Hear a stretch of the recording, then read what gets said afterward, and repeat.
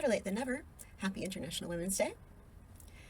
I've talked a lot about how young men are being radicalized into reactionary far-right politics by misogynistic content online, and we saw more evidence for this with a multi-nation survey that came out that showed that almost a third of young men believe that wives should submit to their husbands, which was markedly higher than what boomers believe.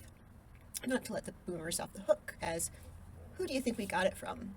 But they are adopting the same attitude towards relationships with women. Of course, we know the boomer trope of hating your wife. I mean, that was a sitcom staple, was not just hating your wife, but a bumbling husband and the woman putting all the effort into the relationship and holding the family together.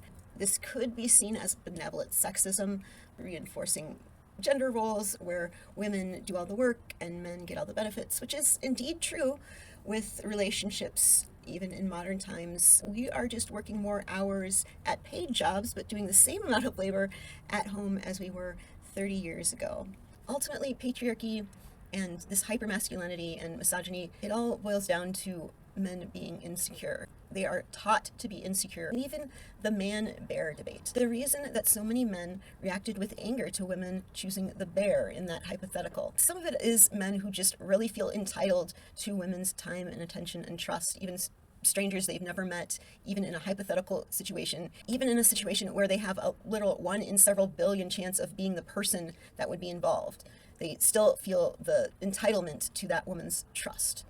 But another part of it is men's identity, their worth, is about protecting women. And so when men hear this, at least this is what men have told me, and I believe them, that when they hear that, it hurts them because they're hearing it from women that we don't need your protection. And that's a big part of what gives their life meaning, is they see themselves as protectors of women. If men's worth comes from protecting women, from who are these men protecting women from? Whether they admit it or not, I suspect it's protecting them from bad men. Obviously, if that's the case, that isn't a great model for what gives men purpose, because it would be better if we just didn't have men attacking us at all. Then we wouldn't need men to protect us from the men attacking us. But it's deeply ingrained in men that this is their worth. The other primary identity that they had under patriarchy, which is to be providers for women. And a lot of men are not able to adapt to that, and they feel worthless and they don't know what to do. So they glom on to these reactionary ideologies. But for men, it's this deep pain that just cuts them to their core. Even feminist men, I think, deal with this pressure to be a real man, of what it means to be a real man under patriarchy is unobtainable by design. It's always something that men have to live up to but can never actually obtain. And that's something women don't have to deal with because of that. And because patriarchy, like Bell Hooks says, it's an act of emotional abuse to be raised as a boy. Boys are broken to the point where they are taught to hide their emotions. But as we know, you can't really suppress your emotions. They just come out in unhealthy ways. And the only two emotions men are allowed to have under patriarchy are anger and lust. And if you hate women so much that they are just despicable, you hate everything feminine, and you're convinced that women are evil and just out to hurt you, then eventually all you have is anger. But there is this idea that AI and sex robots are going to replace women. And this is, of course, coming from men that are heavily reliant on porn to the point where they don't really have a sex drive, sexual fantasies, and a realistic view of sex anymore, because so much of it, if not their entire sex life, has been dictated by porn. I could see how that would be very dangerous, because porn is very objectifying. It is generally showing women's pleasure as either only for the ego gratification of men or not important at all. And it's increasingly common for these men to claim that women's orgasms either aren't important or might not even exist. But overall, it's clear that women's pleasure doesn't matter, and women don't matter, because they believe that they are going to, and likely will, get all of their sexual and emotional needs met by sex dolls and AI. But think about how much control big tech is going to have over these men if their partners are programmed by big tech. I predict this is going to be a big thing and a big problem with how lonely people are and with how good these chatbots are getting at mimicking human conversation. People are going to have virtual girlfriends and boyfriends and friends. And the problem with this, if it isn't obvious, is that it's going to be very easy for people to be manipulated by these friends and lovers. And not only manipulated, but they are going to be stuck in their own echo chamber where all their biases, all their false beliefs are simply reinforced. One benefit friends offer, real friends, is that they push back against stupid things you do and tell you when you're being cringe and argue with you when you have a belief that is illogical.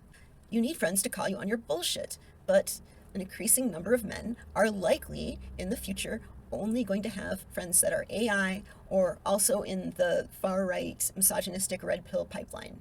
And this is going to be very beneficial to fascists and people who are able to harness that anger and direct it against women rather than the owning class. Their emotional maturity has regressed from not having a lot of human interactions, and I don't know what to do for these men.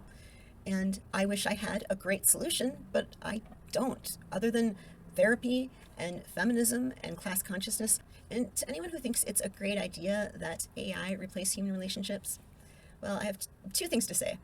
First of all, men not having close relationships with people has been devastating to their health. It is detrimental to just about every major factor that we look at when we're looking at human health and well-being.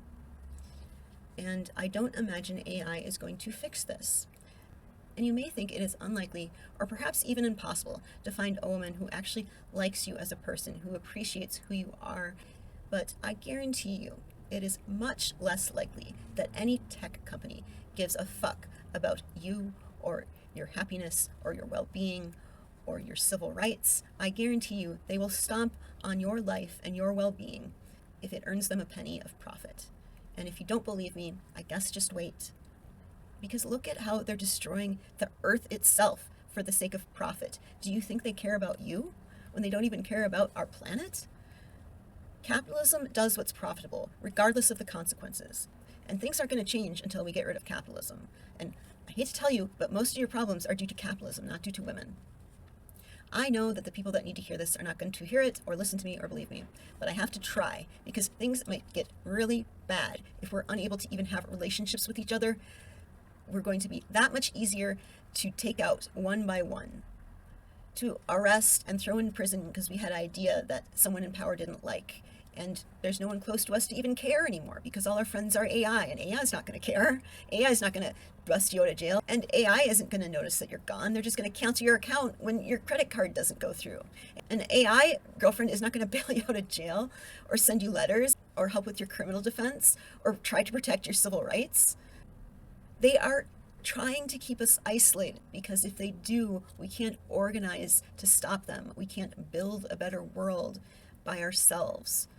We can only do this together, and that's why they want to keep us as isolated as possible, as hopeless as possible. But I think we've seen here in Minneapolis over the last couple months that we can have an effect, and we do have power, and they're scared of it. So don't forget that, and don't let the computer take over your life. Do something in the real world because that's what ultimately matters. All this stuff online is a distract. I know it's great for getting ideas out there. I mean, I'm using it right now. Go outside, touch grass, make friends, meet your neighbors, have fun, pet your cat, join an organization, work with your community, protect the vulnerable. It's the only way we're going to change things. And if we don't change things, well, first they came for the immigrants, and I didn't say anything because I was not an immigrant. Then they came for the trans people, and I didn't say anything because I was not a trans person. Then they came for the socialists, and